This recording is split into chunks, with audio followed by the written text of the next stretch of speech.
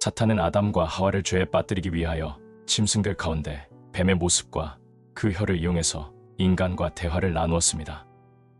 뱀은 사탄의 도구로 사용되었을 뿐이지만 하나님께서는 악의 주체와 도구를 모두 벌하시기에 뱀 역시 하나님으로부터의 진노를 피할 수 없었습니다.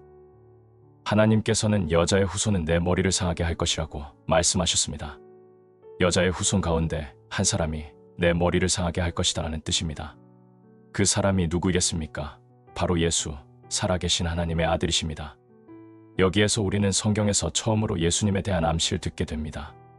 그래서 그것을 원시 복음이라고 칭합니다. 창조 이후에 선포된 최초의 복음인 것입니다. 여자의 후손 가운데 한 사람, 곧 예수 그리스도만이 사탄의 머리를 상하게 하실 수 있습니다. 다윗만이 이스라엘의 모든 무리 가운데 골리앗과 싸우러 나가 이겼던 것처럼 그리스도만이 모든 여인의 후손 가운데 뱀과 싸우실 능력이 있으십니다. 그리스도만이 뱀을 이기고 그의 머리를 상하게 하실 수 있습니다. 오직 하나님 외에는 어느 누구도 뱀, 곧 사탄의 머리를 상하게 할 수 없습니다. 평강의 하나님께서 속히 사탄을 너희 발 아래에서 상하게 하시리라. 오직 그리스도 외에는 여자의 후손 가운데 하나님과 같은 분, 하나님이면서 동시에 인간인 분, 영원토록 찬양받으실 분은 아무도 없습니다. 따라서 그 후손은 분명히 그리스도여야 합니다. 예수님과 사탄, 양자 간의 싸움의 방식을 주목해서 보시기 바랍니다. 그리스도가 뱀을 짓밟으면서 발꿈치로 뱀의 머리를 상하게 하는 동안 그분의 발꿈치는 상하게 됩니다. 그리스도가 어떠한 무기도 없이 뱀의 머리에 놓으신 경이로운 것은 바로 그분의 발꿈치였습니다. 맨발로 뱀을 밟아서 물리칠 수 있는 사람은 아무도 없습니다. 사람들은 화살이나 몽둥이 등 무기를 들고 뱀과 싸웁니다. 발로 사탄의 머리를 상하게 한다는 것은 인간의 능력을 뛰어넘는 일입니다. 어떤 인간도 감히 맨발로 뱀을 밟으려고 시도조차 하지 못할 것입니다. 그래서 인간의 힘보다 더 크신 능력을 가진 분이 그런 행동을 하셔야 합니다. 그리고 그분은 여자의 후손이어야 합니다. 그런 분은 오직 예수 그리스도밖에 없습니다. 성경의 다른 곳에서 하나님께서 친히 약속한 여자의 후손이 그리스도라고 선언하십니다. 이 약속이 족장들에게 어떻게 반복되고 있는지를 주목해서 보십시오. 바로 하나님이 아브라함에게 다음에 말씀을 하셨을 때입니다. 또 내 씨로 말미암아 천하 만민이 복을 받으리니. 그리고 하나님은 다윗에게 말씀하셨을 때입니다. 내가 내 뒤에 내 씨 곧 내 아들 중 하나를 세우고 그 나라를 견고하게 하리니. 아브라함이 받은 약속과 관련지어 볼 때 이 씨가 오직 그리스도시라는 것을 확실히 알 수 있습니다. 사도는 그것을 이렇게 해석합니다. 이 약속들은 아브라함과 그 자손에게 말씀하신 것인데 여럿을 가리켜 그 자손들이라 하지 아니하시고 오직 한 사람을 가리켜 내 자손이라 하셨으니 곧 그리스도라.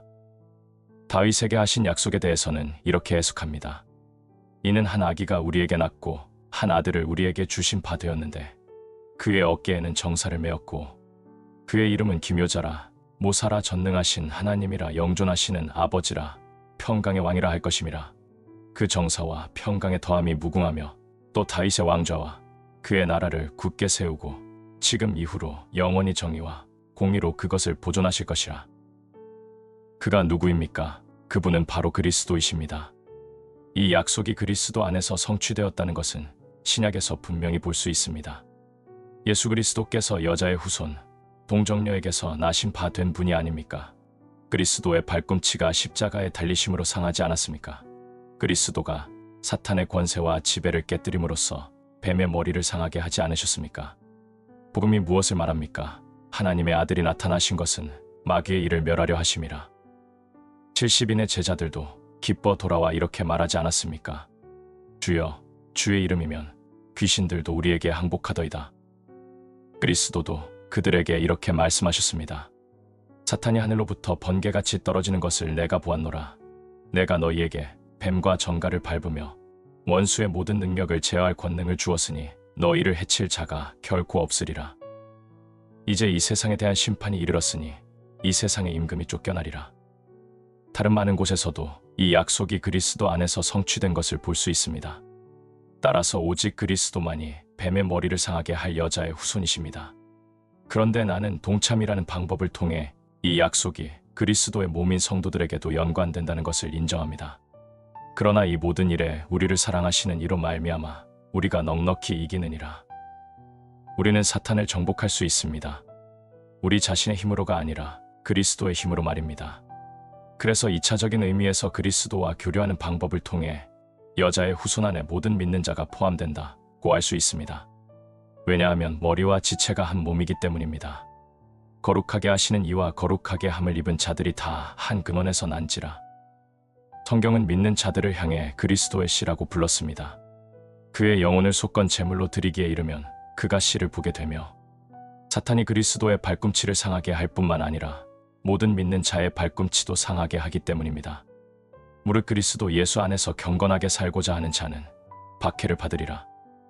사탄이 무너지고 패망한 결과가 우리의 머리 되신 그리스도로 인해 모든 지체에게 미치기 때문입니다. 평강의 하나님께서 속히 사탄을 너희 발 아래에서 상하게 하시리라. 이런 의미에서 예전과 오늘날의 많은 신학자들이 여자의 후손이 그리스도의 전체 몸을 의미한다고 해석하여 그리스도인들로 보기도 했습니다.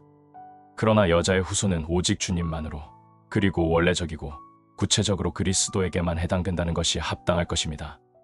주 예수 그리스도 외에는 아무도 그 후손에 속할 수 없습니다. 그리스도만이 그 약속을 성취하는 후손이십니다. 비록 믿는 자들이 그리스도를 통해 그 약속을 이어받았고 그 약속의 혜택을 받는 후손이기는 하지만 말입니다.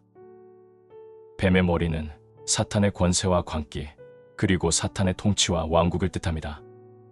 뱀은 그 머리의 힘과 능력, 생명을 갖고 있다는 말이 있습니다. 따라서 하나님은 사탄의 도구가 된 뱀의 적절한 표현을 사용하여 뱀의 머리가 놓이게 될 위험, 즉 사탄의 권세와 왕국이 처하게 될 위험에 대해 말씀하셨습니다. 사탄의 권세와 왕국은 특별히 죄와 죽음에 있습니다. 맨 나중에 멸망받을 원수는 사망이니라. 죽음의 권세가 마귀에게 있습니다.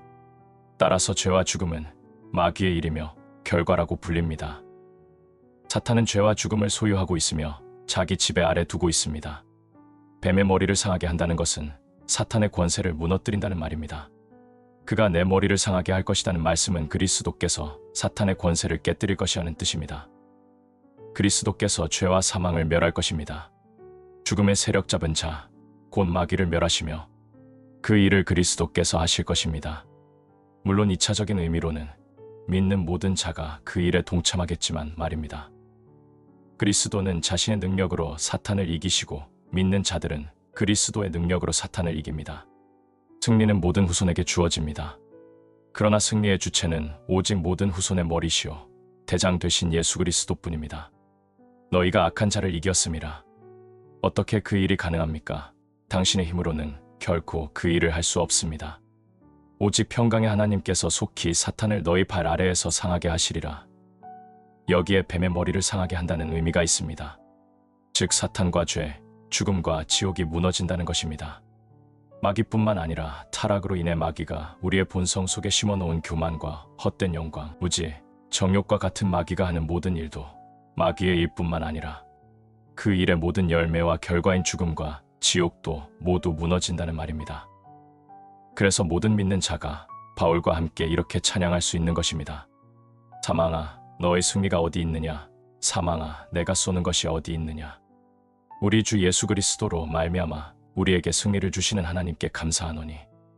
여자의 후손의 발꿈치는 무엇이고 그것을 상하게 한다는 것은 무슨 뜻이 있습니까?